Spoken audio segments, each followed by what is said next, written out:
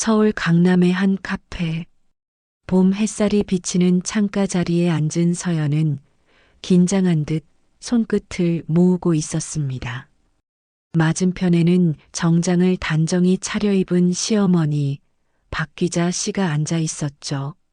날카로운 눈매와 뽀얗게 발린 화장이 그녀의 까다로운 성격을 고스란히 드러내고 있었습니다. 서연 씨, 요즘도 그 집에 계세요? 엄마랑? 박 기자는 웃는 얼굴로 말을 꺼냈지만 말끝엔 뼈가 실려 있었습니다. 서연은 순간 움찔했지만 조심스레 고개를 끄덕였습니다. 네, 엄마랑 둘이 지내고 있어요. 그 순간 시어머니는 입꼬리를 올리며 나지막히 중얼거렸습니다. 참 아직도 시골집에서요? 서울 사람 맞죠? 서연은 대답하지 못했습니다. 그녀의 친정은 전북 익산, 오래된 기와집에서 홀로 농사짓는 엄마와 단둘이 살고 있었죠. 아버지는 돌아가신 지 오래, 오빠들은 다 도시로 나가 연락도 뜸했습니다. 그런 엄마를 두고 떠나올 수 없어서 서연은 30 넘도록 혼자였고 이제 겨우 만난 인연이 승호였습니다. 승호, 서연의 예비신랑. 서울에서 잘 나가는 부동산 재벌가의 외아들.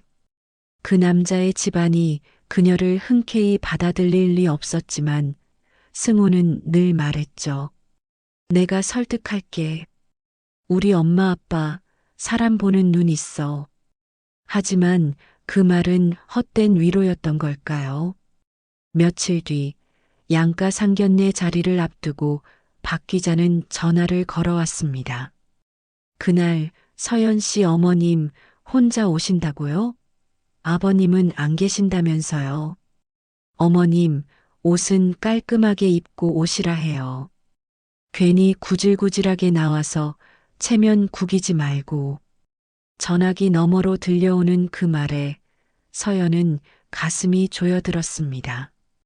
그날 밤 서연은 친정집 마루에 앉아 엄마에게 조심스레 말했습니다.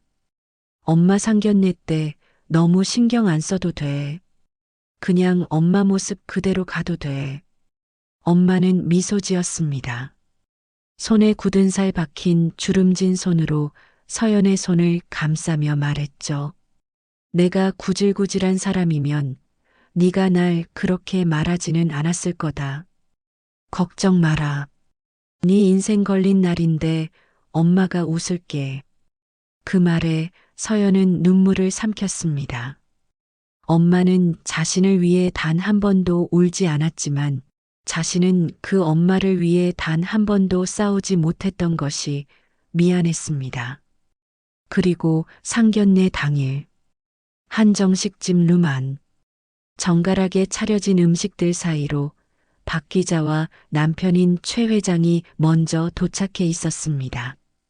서연은 친정 어머니의 손을 꼭 붙잡고 문을 열었습니다. 어머님, 인사드리세요. 여긴 제 예비 시부모님이세요. 엄마는 허리를 깊숙이 숙였습니다. 먼 길 오셨죠? 저는 서연이 엄마 박말선입니다. 농사 짓고 살고 있습니다. 박 기자의 눈썹이 미세하게 일그러졌습니다. 최 회장 역시 묘한 미소를 띠며 중얼거렸죠. 흙 묻은 손으로 키운 딸이 우리 승호랑이라 참 재밌는 조합이네요. 그 순간 서연은 손끝이 하얗게 질려갔습니다. 하지만 이 상견례의 진짜 하이라이트는 아직 시작되지 않았습니다. 늦게 도착한 한 남자. 검은 정장을 입고 문을 열고 들어온 그의 정체는 서연의 작은 오빠 박성민이었습니다. 그가 꺼낸 명함 한 장이 이 모든 조롱과 무시의 균형을 송두리째 무너뜨릴 줄 그 누구도 상상하지 못한 채였습니다. 죄송합니다. 조금 늦었습니다. 정갈한 정장을 입고 들어선 박성민은 조용히 말했습니다. 방 안의 모든 시선이 그의 움직임에 쏠렸습니다. 검은 뿔테 안경에 절제된 표정, 군더더기 없는 동작. 어디를 보아도 시골 촌부의 아들이라고는 상상하기 어려운 분위기였습니다. 박 기자는 불쾌한 기색을 감추지 못한 채 입을 열었습니다. 저 누구시죠? 일행이신가요? 서연이 조심스레 입을 열었습니다. 예, 제 오빠예요. 성민 오빠. 원래 일 때문에 못 온다고 했는데 시간을 내줬어요. 오, 그렇군요. 최 회장은 비웃는 듯한 미소를 지으며 손을 내밀었습니다. 그래도 오셨으니 반갑습니다. 시골에서 올라오시느라 고생 많으셨겠습니다. 그 순간 성민은 가볍게 웃으며 명함을 꺼내 조용히 내밀었습니다. 저는 시골에선 안 살고 있습니다. 여기 제 명함입니다. 국토교통부 장관 비서실장 박성민. 순간 방 안의 공기가 정지됐습니다. 박 기자의 손에 들린 젓가락이 딸깍하고 떨어졌고 최 회장은 멋쩍게 헛기침을 했습니다. 아, 이게 박 실장님? 예, 맞습니다. 원래는 외부 미팅이 있어서 참석이 어려웠는데 어머니가 혼자 오신다기에 조금 무리해서라도 얼굴을 비춰야겠다 싶었습니다. 성민은 차분하게 말하며 자리에 앉았습니다. 그는 일부러 박 기자의 눈을 똑바로 마주보며 웃었습니다. 저희 어머니 교육은 못 받으셨지만 누구보다 강한 분이십니다. 새 아이를 혼자 키우셨고요. 특히 막내 서연이는 어머니 인생의 마지막 자존심이기도 합니다. 서연은 그 말을 듣고 고개를 숙였습니다. 눈가가 시큰해졌습니다. 한 번도 이런 자리에 누군가 자신을 대신해 말해준 적이 없었으니까요. 박 기자는 말이 없었습니다.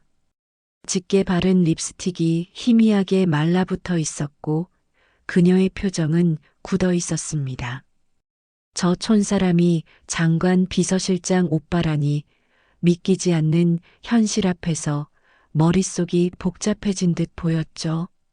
그럼 서울엔 언제 올라오신 거죠? 최 회장이 어색하게 말을 돌렸지만 성민은 담담히 말했습니다. 서울요? 벌써 20해가 다 돼갑습니다. 그 사이 엄마는 혼자 밭을 일구며 살아오셨죠. 그래서 저는 오늘 이 자리가 어머니가 겪은 지난 세월에 대한 예의라 생각하고 나왔습니다. 그의 말에 박 기자는 입술을 깨물었습니다. 그동안 은근한 멸시와 무시로 서연과 말선을 깔아보려 했던 자신이 지금 어떤 꼴인지 스스로 알 수밖에 없었기 때문입니다. 그때 말선이 조용히 입을 열었습니다. 사돈 어른들, 전 농사꾼이라 할 줄 아는 게 없습니다. 다만 제 딸은 절대 남의 집 귀한 자식에게 기대려는 아이는 아닙니다. 제 손으로 일구고 제 가슴으로 키운 아이입니다. 그 말에 승호는 고개를 끄덕이며 엄마를 바라봤습니다. 그리고 조용히 한마디 덧붙였습니다. 저는 서연이 선택한 그 순간부터 그 가족까지 모두 제 가족이라 생각합니다. 그날 상견례는 조용히 그러나 완전히 다른 분위기로 마무리되었습니다. 그 후 박 기자는 서연에게 전화해 말했습니다. 그땐 내가 몰라서 그랬다. 어머님께 정중히 인사드리고 싶구나. 하지만 이제 서연은 그 어떤 사과도 필요하지 않았습니다. 그녀의 손엔 평생을 버텨낸 엄마의 손이 있었으니까요. 상견례가 끝난 지 사흘째 되는 날, 서연은 평소와 다름없이 출근 준비를 하고 있었습니다. 그런데 그날 아침 평소엔 문자 한 통 없던 시어머니 박 기자에게서 전화가 왔습니다. 서연아, 오늘 시간 괜찮니? 어머님이 잠깐 얼굴 좀 보고 싶다고 하셔서. 서연은 핸드폰을 들고 한참을 망설였습니다. 뻔히 보였습니다. 그날 상견례 자리에서 뒤늦게 알아차린 위계의 차이. 장관 비서실장 동생이라는 새로운 프레임이 귀자의 머릿속을 정리하고 있었을 겁니다. 잠시 뒤 강남의 한 고급 카페. 박 기자는 이전과는 전혀 다른 표정으로 서연을 맞이했습니다. 목소리는 유난히 부드러웠고 눈빛엔 아슬아슬한 경계와 조심스러움이 섞여 있었죠. 그날 어머님께 너무 무례했지 진심으로 사과드리고 싶어. 뭐랄까, 내 눈이 아직 덜 밝았던 모양이야. 서연은 커피잔을 조심히 내려놓고 말했습니다. 어머니, 저희 엄마는 그날 아무 말도 안 하셨어요. 상처도 화도 그분은 그런 거 넘길 만큼 많이 겪으셨거든요. 박 기자의 표정이 굳었습니다. 그녀는 서연이 순순히 고개를 끄덕이며 넘어가리라 생각했겠죠. 하지만 이날의 서연은 달랐습니다. 전 그런 엄마를 부끄러워한 적 없어요. 오히려 누군가가 그분을 하대할 때 제가 왜 거기서 아무 말도 못했을까? 그게 더 부끄럽더라고요. 박 기자는 고개를 끄덕이며 애써 웃어 보였습니다. 그래도 앞으로는 가족이 될 사람들이잖니. 처음이니까 좀 서툴렀다 생각해줘. 그 순간 서연은 피식 웃음이 났습니다. 그 처음이란 말 뒤엔 분명 명함 하나의 무게가 있었던 걸 누구보다 잘 알기에 말입니다. 며칠 후 승우가 찾아와 말했습니다. 엄마가 요즘 왜 이렇게 착해졌냐고 생각하지 마. 그냥 네 오빠가 좀 무서운 거지. 무서운 사람은 아니야. 그냥 엄마 같은 사람한테는 낯선 존재일 뿐이지. 서연은 담담히 말했지만 마음 한편이 씁쓸했습니다. 왜 사람은 명함이 있어야 대접을 받고 혈통보다 직위가 무거운 걸까? 하지만 이젠 상관없었습니다. 그날 이후 시댁의 태도는 확연히 달라졌습니다. 박 기자는 자주 친정에 전화를 걸어 말선을 찾았고 김치 좀 더 보내주실 수 있나요? 라며 조심스레 부탁하기도 했습니다. 심지어 어느 날은 손수 강원도 고랭지 배추를 트렁크에 잔뜩 실어다 주기도 했죠. 말선은 조용히 웃으며 서연에게 말했습니다. 네 시어머니, 이젠 나보다 배추 선별 잘하더라. 서연은 웃음이 터졌습니다. 하지만 그 웃음 속에는 자신을 무시했던 과거에 대한 조용한 승리와 엄마에게 당당할 수 있게 된 오늘에 대한 감사가 담겨 있었습니다. 그 누구보다 성실했던 엄마, 그 누구보다 조용히 강했던 오빠, 그들이 있었기에 서연은 더 이상 고개 숙이지 않아도 되었습니다.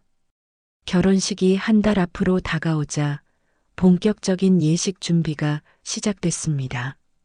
웨딩드레스, 식장 예약, 혼수 품목까지 작은 일에도 시댁의 손길이 닿았습니다. 서연아, 혼수는 그냥 우리 쪽에서 하자. 어머님 댁 사정도 있잖니. 박 기자는 유난히 친절한 목소리로 말했습니다. 어쩌면 그 말이 진심이었을지도 모릅니다. 하지만 서연은 알아챘습니다. 그 친절은 체면이라는 이름의 가면일 뿐이라는 걸. 어머니, 저희 엄마가 장만해 주시기로 했어요. 큰 건 못해도 딸 혼수는 직접 하시겠다고 준비하고 계세요. 그 말에 박 기자의 미소는 얇게 흔들렸습니다. 그래, 뭐, 그럼 더 의미 있지. 그녀는 그렇게 말하며 돌아섰지만 승호에게 전화를 걸어 말했죠. 엄마는 그냥 체면이 문제야. 말해 뭐해. 친구들이 묻잖니. 며느리 혼수는 뭐 받았냐고.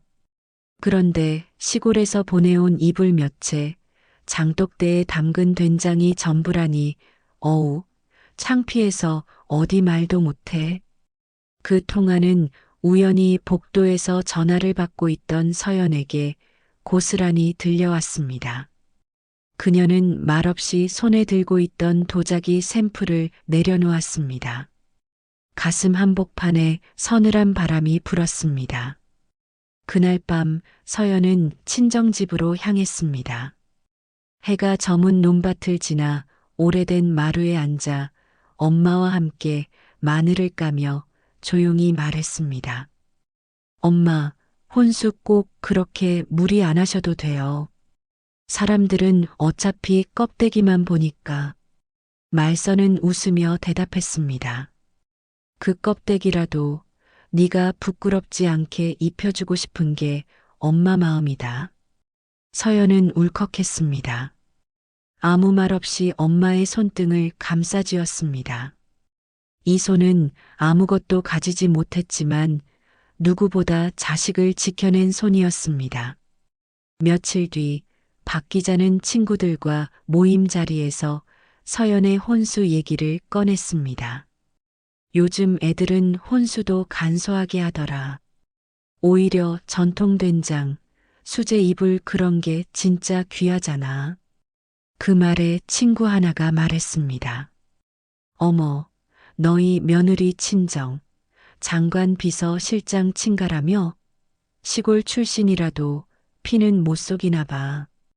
박 기자는 머쓱하게 웃었습니다. 체면이란 게 이토록 쉽게 뒤집힌다는 걸 그제야 실감했는지도 모릅니다. 그녀는 서연에게 전화를 걸어 말했습니다. 서연아, 그 된장 혹시 하나만 더 줄 수 있을까? 친구들이 그렇게 탐내더라. 서연은 웃었습니다. 그리고 대답했습니다. 어머니, 된장 아니라 엄마 손맛이에요. 정성 담아 보내드릴게요. 그녀는 이제 안다 싶었습니다. 체면이라는 가면은 부서질 수 있지만 진심이라는 뿌리는 흔들리지 않는다는 것을. 결혼식 당일 아침, 서연은 드레스를 입고 거울 앞에 앉아 있었습니다. 새하얀 웨딩드레스 너머로 보이는 건 기대보다는 다짐이었습니다. 이제 누구도 우리 엄마를 얕보지 못하게 할 거야. 메이크업을 마친 그녀가 대기실을 나서자 승우가 다가와 환하게 웃으며 손을 내밀었습니다. 진짜 예쁘다, 서연아. 오늘만큼은 아무 생각 말고 행복만 해. 서연은 고개를 끄덕이며 그의 손을 잡았습니다. 하지만 예식장은 이미 잔잔하지 않았습니다. 리허설을 마친 뒤 시댁 식구들이 삼삼오오 모여 속삭이고 있었습니다. 박 기자는 친정 쪽 하객들의 행색을 보고 눈살을 찌푸렸습니다. 시골에서 올라온 말선의 친척들이 고무신의 생활한복을 입고 있는 모습이 눈에 거슬렸던 거죠. 아니, 이게 뭐야? 무슨 촌놈 잔치도 아니고. 그 순간 옆에 있던 박 기자의 둘째 형님이 불쑥 말했습니다. 근데 말이야, 저분들 중에 국회의원 보좌관도 있더라. 서연이네 친척이라던데. 박 기자는 눈이 휘둥그레졌습니다. 뭐, 그런 사람이 시골에 살아? 아니, 다 서울에 있대. 그냥 친정 엄마만 고향 지키고 계신 거라더라. 그제야 박 기자의 얼굴에 당혹감이 스쳤습니다. 자신이 깔보았던 친정, 알고 보니 자리를 지키고 있던 어머니만 남은 것이었고 그 자식들은 각자의 자리에서 조용히 어머니의 자존심이 되어주고 있었던 겁니다. 예식이 시작되고 사회자의 소개에 따라 양가 부모가 입장했습니다. 그 순간 말선은 검정 저고리와 옥색 치마를 곱게 입고 고개를 반드시 들고 천천히 걸어 나왔습니다. 뒤따라 나오는 박 기자는 왠지 모르게 한 걸음이 조심스러워졌습니다. 하객석 여기저기선 수군거림이 들렸습니다. 저분이 장관 비서실장 어머니시래. 어머, 기품이 있으시다. 귀자는 숨이 턱 막히는 듯 했습니다. 이 모든 것이 반전처럼 느껴졌습니다. 그리고 그 반전 속 주인공은 다름 아닌 그녀가 무시했던 말선이었죠. 결혼식이 끝나고 사진 촬영이 시작됐습니다. 박 기자는 서연의 어깨에 손을 올리며 조용히 속삭였습니다. 서연아, 네 엄마 참 멋있으시다. 내가 진짜 몰라봤다. 서연은 미소 지으며 대답했습니다. 괜찮아요. 어머니가 알아봐 주셨으니까요. 이제라도요. 찰칵. 카메라 플래시가 터지며 한순간이 영원처럼 남았습니다. 그 사진 속 진짜 주인공은 드레스를 입은 신부가 아니라 단단한 뿌리로 서 있는 한 어머니의 자존심이었습니다. 결혼 후 서연과 승호는 서울 도심의 신혼집에 자리를 잡았습니다. 깔끔하게 정돈된 오피스텔, 작은 주방, 그리고 두 사람이 함께 만든 첫 냉장고. 안엔 말선이 보내준 장아찌와 된장이 가지런히 놓여 있었습니다. 이거 하나로 밥 세 끼는 거뜬하겠다. 승호는 웃으며 반찬통을 꺼냈고 서연은 조용히 고개를 끄덕였습니다. 그 정성 하나하나에 엄마의 손길이 묻어 있었기 때문이죠.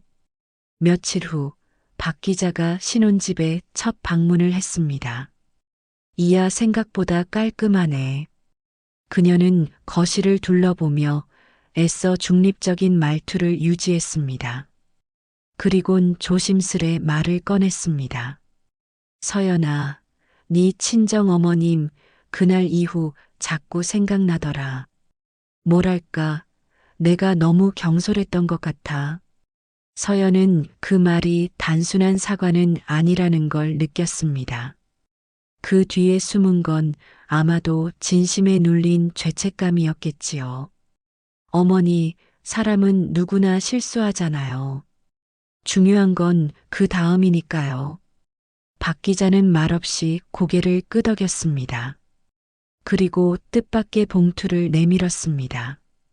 이거 네 어머님한테 드려줘. 지난번 그 된장 내가 정말 미안했거든.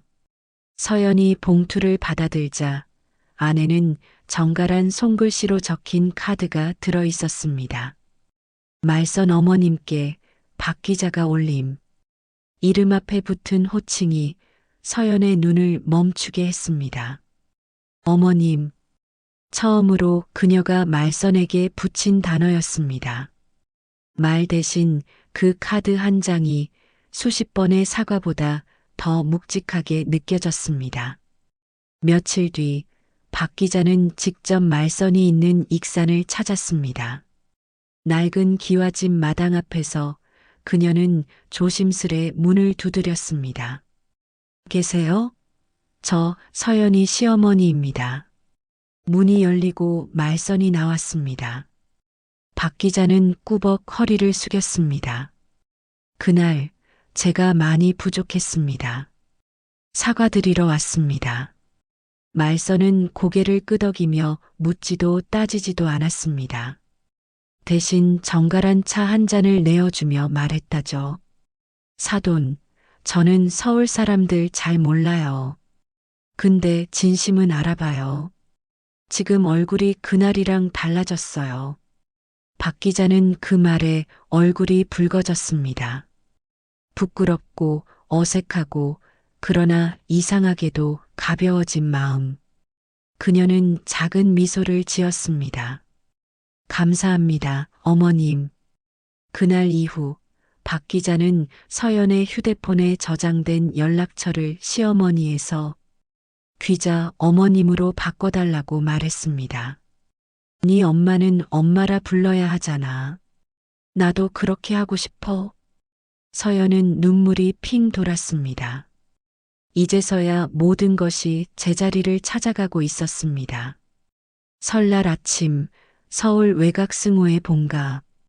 거실 한가운데엔 조용한 긴장감이 맴돌고 있었습니다. 박 기자는 음식 준비를 하느라 분주한 손을 움직이며 거울을 한 번 더 확인했습니다.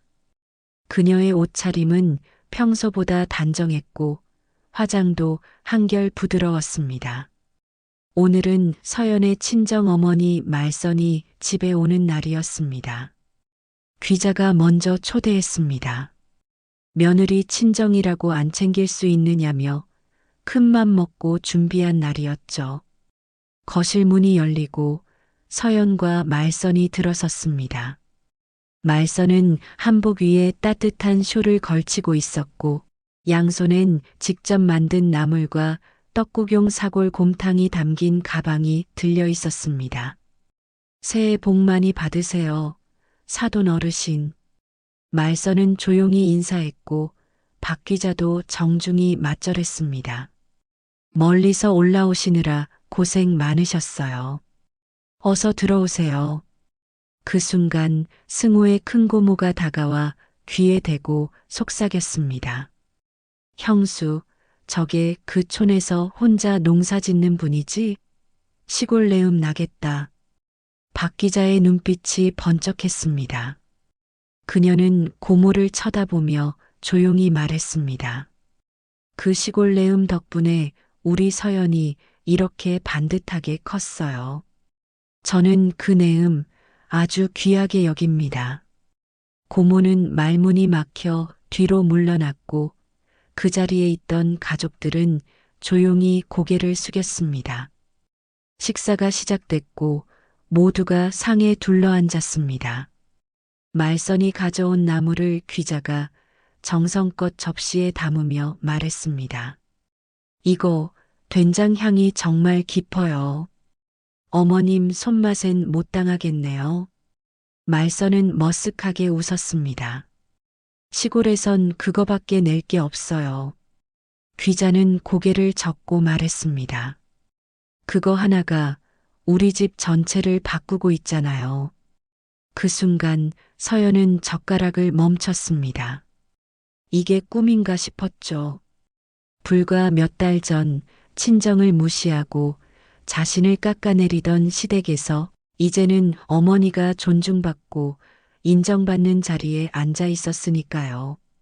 식사가 끝난 후 박 기자는 말선에게 조용히 찻잔을 건네며 말했습니다. 사돈 아니 어머님, 다음 명절엔 저희가 익산으로 내려가겠습니다. 제가 서연이 친정 가서 밥 얻어 먹어야 진짜 며느리 어머니 대우받는 거겠죠. 말선은 찻잔을 살짝 기울이며 웃었습니다. 그럼 묵은지 아껴놓고 있을게요. 두 사람은 그렇게 마주 앉아 웃었습니다. 그 웃음 속엔 상처도 있었고 반성도 있었으며 그보다 더 큰 따뜻한 변화의 진심이 담겨 있었습니다. 봄 기운이 도는 어느 3월의 오후, 서연은 작은 화분 하나를 들고 친정집 마당에 들어섰습니다. 마당 구석, 지난 겨울 눈을 맞으며 마르고 있었던 매화나무 옆에 쪼그려 앉아 있던 말선이 반갑게 손을 흔듭니다. 어이구, 우리 딸 오셨어? 서연은 웃으며 고개를 끄덕였습니다. 엄마, 오늘은 특별한 사람도 함께 왔어. 그 말이 끝나기 무섭게 뒤에서 익숙한 목소리가 들려왔습니다. 어머님, 안녕하세요. 박 기자예요. 말선은 놀란 듯 얼굴을 들었습니다. 서울에서 갑자기 내려온 사돈의 얼굴은 분주함 대신 단정한 결심이 느껴졌습니다. 서울서 뭐하러 이 먼 길을. 그냥 이제는 어머님 댁도 내 친정처럼 드나들고 싶어서요. 말선은 잠시 말을 잇지 못했습니다. 쑥스러운 듯 고개를 숙이며 작은 웃음을 흘렸죠. 서울 사람도 정부치면 무서운 줄 안다더니 진짜였네요. 두 사람은 부엌에서 마주 앉아 나무를 다듬고 장을 담그는 이야기를 나눴습니다. 말선이 짓궂게 물었습니다. 된장 담글 줄은 아세요? 귀자는 고개를 끄덕였습니다. 어머님표 된장이랑은 비교도 안 되겠지만 서연이한텐 엄마가 된장 냄새 나는 사람으로 기억되고 싶어요. 그 말에 말선의 손이 멈췄습니다. 그리고 조용히, 아주 조용히 말했습니다. 그럼 오늘부터 진짜 엄마 하나 더 생긴 셈이네요. 그날 저녁 세 사람은 따뜻한 국물 앞에 마주 앉았습니다. 서연은 웃으며 수저를 들며 말했습니다. 나 어릴 땐 엄마랑 밥 먹는 게 제일 좋았거든. 오늘은 엄마 둘이랑 먹으니까 더 맛있어. 말선과 귀자는 눈빛을 맞추며 웃었습니다. 누군가는 아들을 시집 보냈고 누군가는 딸을 시집 보냈지만 이제는 엄마와 엄마가 딸 하나를 함께 지켜보는 자리였습니다.